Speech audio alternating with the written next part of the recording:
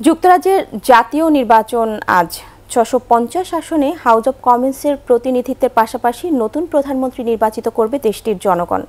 বিভিন্ন জনমত জরিপে কিওর স্টারমারে লেবার পার্টি বড় ব্যবধানে ঋষি সুনাকে কনজারভেটিভ পার্টির চেয়ে এগিয়ে রয়েছে। আরও জানাচ্ছেন দুলি মল্লিক। যুক্তরাজ্যের রাজনৈতিক মঞ্চে ক্ষমতার পালাবদলের ইঙ্গিত। জনমত জরিপে এবার নির্বাচনে ঋষি সুনাকের নেতৃত্বাধীন কনজারভেটিভ পার্টির হেরে যাওয়ার আশঙ্কা অনেক বেশি। একই সঙ্গে রেকর্ড ভোটে কিওর স্টারমারের লেবার পার্টির জয়ী হওয়ার সম্ভাবনা বেশি।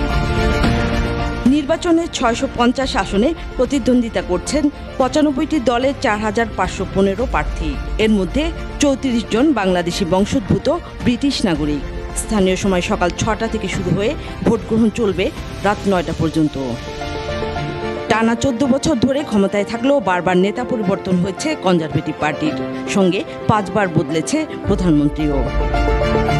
এবার নির্বাচনে আশ্রয় প্রার্থীদের রোয়ান্ডা পাঠিয়ে দেওয়ার নীতিকে অগ্রাধিকার দিয়েছেন ৪৪ বছর বয়সী ঋষি সুনাক। এই নীতি বাস্তবায়িত হলে ইংলিশ চ্যানেল পাড়ি দিয়ে যুক্তরাজ্যে প্রবেশের ঘটনা ঠেকানো যাবে।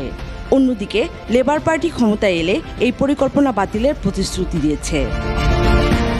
বিভিন্ন সংবাদ মাধ্যমের বিশ্লেষণ বলছে, স্বাস্থ্যসেবা খাতে বৈষম্য ও ব্যয় কমানো, আবাসন সমস্যা, অভিবাসন, খাদ্য ও জ্বালানি সংকট মোকাবেলা সহ ১১টি বিষয়ের উপর নির্ভর করছে নির্বাচনে কে জয়ী হবেন। তবে যেই দেশটির পরবর্তী প্রধানমন্ত্রী হন না কেন, নিত্যপণ্যের ঊর্ধ্বগতি নিয়ন্ত্রণ সহ জীবনযাত্রার ব্যয় কমানোই প্রধান চ্যালেঞ্জ হবে। দুলি মল্লিক, ২১শে টেলিভিশন।